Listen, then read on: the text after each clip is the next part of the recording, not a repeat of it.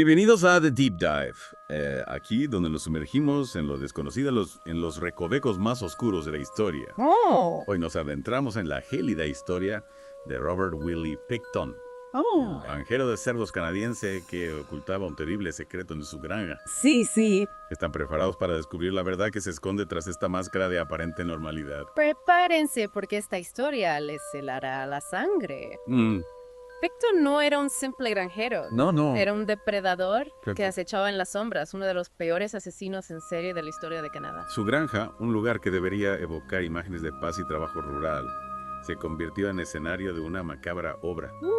Vamos a desentrañar la vida de Pickton, Sí. desde su infancia hasta su muerte en prisión, para intentar comprender cómo pudo suceder algo así. Empecemos por el principio. Vale. Robert William Pickton nació en Port Coquitlam, Columbia Británica, en 1949. Ajá. Un hombre común, con una vida aparentemente normal. Tenía un hermano llamado David Francis Pickton, pero poco más sabemos de sus primeros años. Es escalofriante cómo la oscuridad puede gestarse en la aparente normalidad. Una dualidad inquietante. Sí. Por fuera, un granjero como cualquier otro. Exacto. Por dentro, un monstruo que se escondía a plena vista. ¿Cuándo se destapó por primera vez esa monstruosa faceta? El punto de inflexión llegó en 2002, Ajá. cuando la policía visitó la granja de Pickton Sí. para una inspección rutinaria de armas de fuego. Vaya. Lo que parecía un trámite burocrático se convirtió en la llave que abrió la caja de los horrores. ¿Una simple inspección de armas? ¿Ir? No podría imaginar que desencadenaría una de las investigaciones criminales más extensas Sí. y escalofriantes de Canadá. La policía ya investigaba la desaparición de varias mujeres en la zona, Claro, y Pickton pronto se convirtió en el principal sospechoso, ya veo. aunque al principio solo se le acusó de infracciones relacionadas con las armas de fuego. Ajá. La policía lo mantuvo bajo vigilancia, como un lobo acechando a su presa. Y entonces, llegó el 22 de febrero de 2002. Sí, Un día que marcaría un antes y un después en el caso. correcto. ¿Qué sucedió entonces? La policía arrestó a Pickton, Ya. acusándole de los asesinatos de Serena Godfrey y Mona Wilson. Increíble. Pero estos dos nombres eran solo la punta del iceberg, el preludio de una tragedia de dimensiones inimaginables. Porque a partir de ese momento, la lista de cargos por asesinato comenzó a crecer de forma vertiginosa, ¿verdad? Exacto. ¿Cuáles fueron siguientes? El 2 de abril de 2002, solo unas semanas después del arresto inicial, se añadieron 3 cargos más. Jacqueline McDonald, Diane Rock y Heather Bottomley, Wow. el 9 de abril. Sí, Otro cargo, esta vez por el asesinato de Andrea Josbury. vaya. La investigación destapaba un horror tras otro, como si se tratara de las capas de una cebolla podrida. Y la lista seguía y seguía. Efectivamente. El 20 de septiembre. 4 cargos más. Roshina Papen, Patricia Johnson. Helen Hallmark Sí. y Jennifer Firminger. Ya. Para el 3 de octubre, ¿Ah? el número total de cargos ascendía a 15, Nada más y nada menos. incluyendo los asesinatos de Heather Chinook, Tanya Hollick, Sí. Sherry Irving y Inga Home. Increíble. Era una espiral descendente hacia el abismo, Ya veo. una macabra colección de nombres que representaban vidas truncadas. La magnitud de los crímenes iba saliendo a la luz poco a poco, dejando al descubierto una realidad atroz. Sí. ¿Cómo reaccionó el público ante semejante descubrimiento? Imagínate el impacto en la sociedad canadiense. Ah. La incredulidad, el horror, Ah. la rabia. Todo un país conmocionado por la barbarie que se había ocultado durante tanto tiempo. Ya. Y la cosa no terminó ahí. Ah, ¿no? En mayo de 2005 Y sí, se le imputaron 12 cargos más, no me digas. elevando el total a la escalofriante cifra de 27. 27 cargos por asesinato. Y Un número que hiela la sangre. y que convierte a Pickton en uno de los peores asesinos en la historia de Canadá. Sin duda. Un monstruo que sembró el terror en las calles, que dejó una profunda cicatriz en la memoria colectiva. Pero la historia no se limita a los cargos y las cifras. No. Lo que la policía encontró en la granja de Pickton fue aún más perturbador. Una escena del crimen que desvelaba la verdadera magnitud del horror. La granja de Pickton se convirtió en un macabro rompecabezas. ya. Durante meses, la policía excavó cada palmo de terreno, invirtiendo $70 millones en una operación sin precedentes. $70 millones. Sí. Una cifra que da una idea de la magnitud de la escena del crimen. ¿Qué encontraron exactamente? ¿Qué detalles espeluznantes se ocultaban en esa granja? La escena del crimen era un desafío para los investigadores. el avanzado estado de descomposición de los cuerpos dificultaba enormemente la labor forense. Era como intentar reconstruir un jarrón roto en 1000 pedazos. Pero entre la tierra, los restos de animales y la maleza, emergía un horror que superaba cualquier ficción. Algunos cuerpos habían sido alimentados a los seres de Picton. Un detalle absolutamente escalofriante. Sí. La imagen de sus cuerpos, devorados por los animales en la propia granja, es difícil de digerir. ¿Cómo reaccionó la gente ante este descubrimiento? La noticia de que los cerdos de Picton habían sido alimentados con restos humanos causó una oleada de pánico e indignación. ¿A dónde habían ido a parar esos cerdos? Habían entrado en la cadena alimentaria. Claro. El miedo se apoderó de la población. Vaya. Afortunadamente, las investigaciones revelaron que Picton nunca llegó a vender los cerdos. Menos mal. Pero Algunos amigos y visitantes de la granja sí se habían llevado cerdos a casa. lo que significa, Que existía la posibilidad, sí, aunque remota, de que algunas personas hubieran consumido sin saber. Restos humanos. La sola idea era una pesadilla. sí, Un horror que se extendía más allá de la propia granja. un pensamiento terrible, que nos hace cuestionar la propia naturaleza humana. La granja de Picton se convirtió en un símbolo del mal. Un lugar maldito donde la realidad superaba la ficción. Totalmente. Pero la historia no termina ahí, ¿verdad? ¿No? El siguiente capítulo de esta historia se desarrolla en los tribunales. El juicio de Picton, ¿Sí? un proceso largo y complejo que mantuvo a Canadá en vilo durante años. Un juicio que merece ser analizado en detalle, con todas sus complejidades y contradicciones. Sí. Pero creo que por hoy ya hemos tenido suficiente información para procesar. ¿De acuerdo? La mente necesita tiempo para digerir estas imágenes, para asimilar la magnitud del horror. Dejemos la historia aquí por ahora, Vale. con la imagen de la granja de Picton grabada en nuestras mentes. En la próxima entrega de The Deep Dive, exploraremos el juicio de Picton, los veredictos Sí. y su muerte en prisión. Un viaje a través de los laberintos de la justicia. En busca de las respuestas que quizás nunca lleguen a satisfacer nuestra sed de verdad. Hasta entonces, Sí. les dejamos con esta pregunta. Jaime. ¿Cómo es posible que alguien como Picton, un hombre aparentemente normal, pueda cometer actos tan atroces? No se pierdan la próxima parte de The Deep Dive, donde continuaremos desentrañando este caso estremecedor. Estaremos aquí. Hasta la próxima. Adiós. La granja de Picton, un lugar que se suponía era un remanso de paz, se convirtió en la morada del horror. Pero la historia no termina ahí. La justicia tenía que seguir su curso. Claro que sí, el juicio de Picton fue un proceso laberíntico, Ya. plagado de complejidades legales y una atención mediática sin precedentes. Increíble. Un caso que puso a prueba el sistema judicial canadiense y que dividió a la opinión pública. Un juicio que prometía respuestas, pero que también despertaba muchas dudas. Sí, Empecemos por el principio. vale. ¿Cuándo y dónde tuvo lugar este juicio? Otro. El telón se levantó el 30 de enero de 2006, Ajá, en New Westminster, Columbia Británica. ya veo. Desde el primer día, Sí. la sombra de la duda y la incertidumbre se cernía sobre la sala de tribunal. Picton se enfrentaba a 27 cargos de asesinato. Sí. ¿Cómo se gestionó una acusación de semejante magnitud? La complejidad del caso era inaudita, ¿Ya? no solo por el número de víctimas, Claro. sino también por la brutalidad de los crímenes y la dificultad para identificar a las víctimas. Imagínate la tarea de los investigadores, Sí. intentando recomponer un puzzle macabro, con piezas que faltaban o estaban deterioradas. Y a todo esto se sumaba la presión mediática, ¿verdad? Por supuesto. Todo Canadá estaba pendiente del juicio.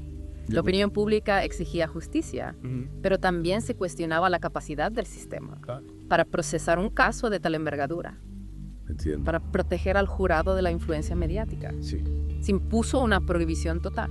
Durante la fase inicial del juicio, el llamado voir dire. De la voir dire. Sí, Una fase crucial en la que se selecciona al jurado y se determinan las pruebas admisibles. correcto. Una fase que en este caso se desarrolló en un clima de secretismo absoluto. Exacto. Era necesario blindar el proceso judicial de la presión externa. Asegurar que el veredicto se basara únicamente en las pruebas presentadas en la sala del tribunal. ¿Y cuánto duró esta prohibición a los medios? La prohibición se mantuvo hasta el 2 de marzo de 2006, Ajá. cuando el juez James Williams ¿Sí? Desestimó uno de los 27 cargos. Vaya. Por falta de pruebas. Increíble. Un pequeño alivio para Picton. Ya veo. Pero solo la punta del iceberg. La desestimación de un cargo. Una victoria pírrica para la defensa ante la montaña de acusaciones que aún se mantenían en pie. El 9 de agosto de 2006. Sí. El juez tomó una decisión controvertida. Reducir las acusaciones a solo 6 cargos. 6 cargos. ¿Y el razonamiento? Argumentó que investigar cada muerte individualmente, llevaría demasiado tiempo y dificultaría la obtención de pruebas suficientes para condenar a Picton por todos los cargos. 6 cargos en lugar de 27. Correcto. Una decisión que seguramente generó mucha controversia. Por supuesto. Para las familias de las víctimas, cada vida merecía justicia individual. Reducir los cargos era como minimizar el sufrimiento, silenciar las voces de las mujeres asesinadas. Claro. Pero el juez defendía que con 6 cargos, las pruebas eran más sólidas. Y el juicio podía llevarse a cabo en un plazo razonable. Un dilema moral y legal. Buscar un equilibrio entre la justicia para todas las víctimas y la viabilidad del proceso judicial. Exacto. La justicia no siempre es blanco-negro. A veces se mueve en la ambigüedad y la búsqueda de un equilibrio difícil de alcanzar. Y finalmente, con los 6 cargos ya establecidos, ¿cuándo comenzó el juicio propiamente dicho? Bueno, pregunta. La selección del jurado finalizó el 12 de diciembre de 2006. Y el juicio, con los 6 cargos de asesinato en primer grado, comenzó el 22 de enero de 2007. Al 22 de enero de 2007. Sí. Ese día se levantó la prohibición a los medios. Correcto. Y el caso Picton volvió a ocupar las portadas de todos los periódicos. El silencio se rompió y la opinión pública pudo finalmente asomarse a la sala del tribunal, a la caja de Pandora, que contenía los horrores de la granja de Picton. Exacto. ¿Qué tipo de pruebas se presentaron durante el juicio? Se presentaron pruebas escalofriantes que revelaban la brutalidad de los crímenes. Un cráneo partido por la mitad. Increíble. Manos y pies encontrados en la propiedad de Picton. Restos de una víctima en una bolsa dentro del tráiler donde vivía. Recuerdo también el revólver y el dildo con el ADN de Picton y de una de las víctimas. Sí. Unas pruebas que apuntaban directamente hacia él, que lo colocaban en la escena del crimen. Pero la defensa de Picton no se quedó de brazos cruzados. Argumentaron que las pruebas eran circunstanciales y que no se podía demostrar sin lugar a dudas que él hubiera cometido los asesinatos. ¿Cómo se defiende a un hombre acusado de crímenes tan atroces? ¿Qué estrategias legales se emplearon en este caso? La defensa se centró en sembrar la duda.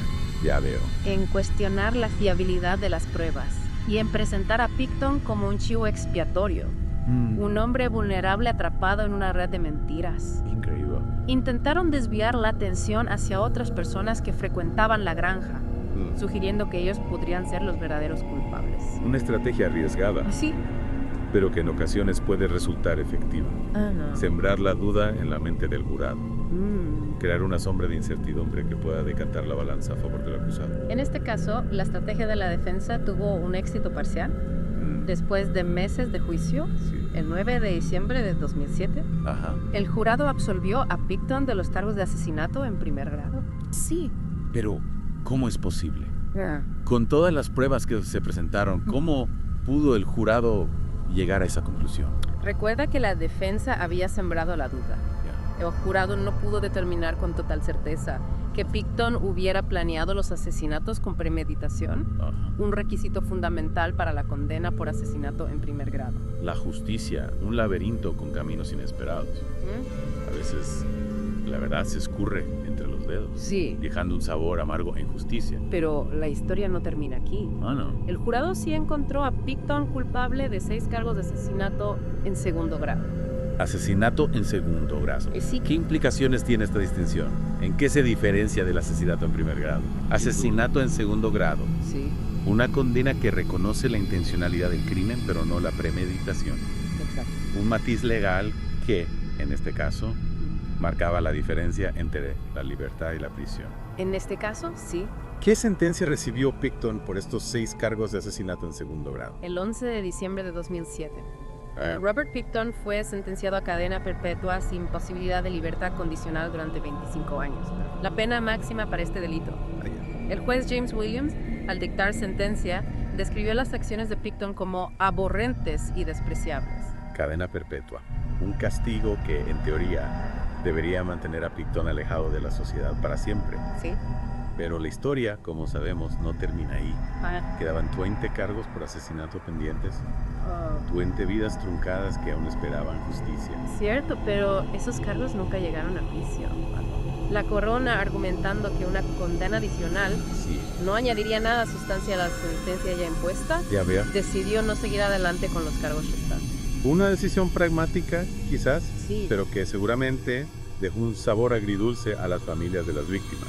¿Cómo se recibió esta decisión por parte de la opinión pública? La decisión de no procesar a Picton por los 20 cargos restantes generó un debate complejo. Para algunos era una forma de cerrar el caso, de evitar un proceso judicial largo y costoso que no cambiaría el destino del asesino. Para otros era una renuncia a la justicia, una negación del derecho de cada víctima a un juicio individualizado.